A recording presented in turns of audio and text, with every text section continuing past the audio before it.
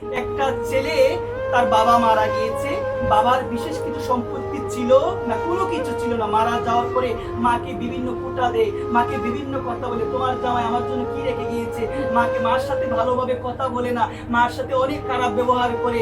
তখন তার মা আমাকে বিচার দিয়েছিল, বিচার দিয়ে বলেছিল, বাবা তুমি তাকে একটু বোঝাবে একবার, প্রেম সে বলো। আমি নিজের চোখে একদিন লক্ষ্য করেছি, আমি গিয়েছিলাম টিউবওয়েলে, এটা কিন্তু এখানের ঘটনা না, চাতলপাড়া অন্য জায়গায়।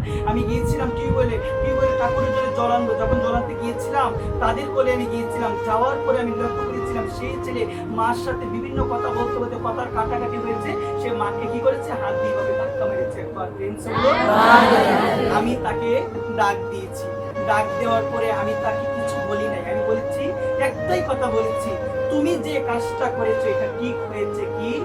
সে আসে, এই কথাটা বলার পরে তার মুখে আসি।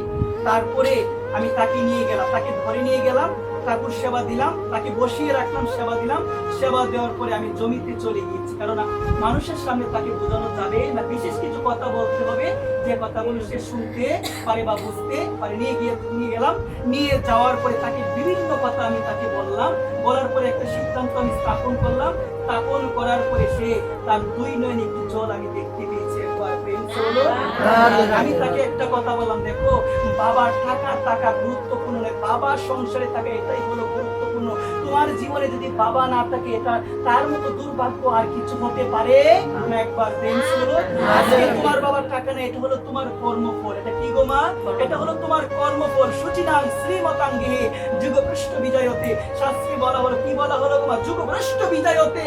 যারা যোগী পুরুষ, যাদের বিশেষ পুণ্য রয়েছে, তারাই ধনীর ঘরে জন্মগ্রহণ করতে পারে। তার মানে তুমি তোমার বাবাকে দোষারোপ করে কি হবে? তোমার তো পুণ্য নাই, তুমি তো যোগী পুরুষ না। যদি যোগী পুরুষ হতে তাহলে তুমি ধনীর ঘরে জন্মগ্রহণ করতে একবার। এইভাবে বোঝানোর পরে সে বুঝতে পেরেছিল কথাগুলো। তারপরে কিছুদিন পরে তার মাকে আমি জিজ্ঞাসা করেছিলাম, আপনার ছেলে খারাপ বলার পরে কি আগের থেকে একটু কমেছে একবার? একবারে কমে না, আগের থেকে একটু কমেছে। তার মানে আমি বললাম আস্তে আস্তে কমবে।